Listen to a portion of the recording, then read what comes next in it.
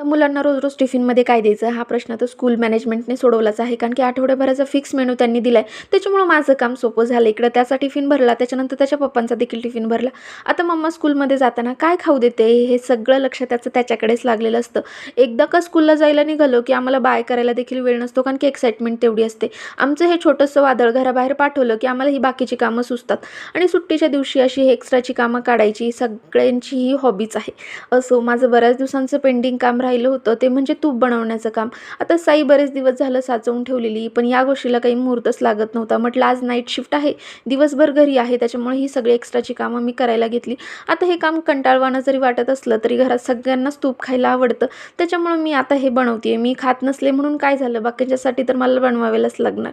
आता पूर्वी आम्ही हे ताक खायचो, पण हे साय जी होती ती बऱ्याच दिवसांची होती, त्याच्यामुळे मी हे ताक कढीपत्त्याला टाकलं जेणेकरून ह्याची वाढ मस्त होते. आता हे सगळं झालं, तूप कढवण्यासाठी ठेवलं, तोपर्यंत पृथ्वीला शाळेतून आणण्याची वेळ झाली. आता मी शाळेमध्ये गेले, हे सगळे मुलं छोटे-छोटे सेमच दिसतात. त्याच्यामुळे मी तर पहिल्यांदा कन्फ्यूजच होते आणि मुलं देखील त्यांच्या आईला शोधण्यासाठी कन्फ्यूज होतात आणि आम्हाला जशी गाडी बघितली तशी गाडीवरच बसायचं असतं. घरी आले की सगळं स्वतःचं आवरायचं, वस्तू जागच्या जागी ठेवायचा ही सवय मात्र मी त्याला लावलेली आहे.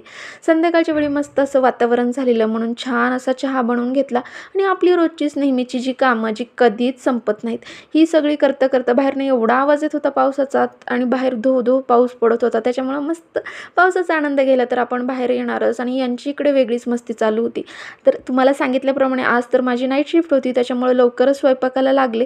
तर तुम्हाला माझे व्हिडिओ कसे वाटतात कमेंट करून सांगा आणि असे छान-छान व्हिडिओ बघायला चॅनलला नक्की सबस्क्राईब करा. चला भेटूया नेक्स्ट व्लॉगमध्ये. तोपर्यंत बाय.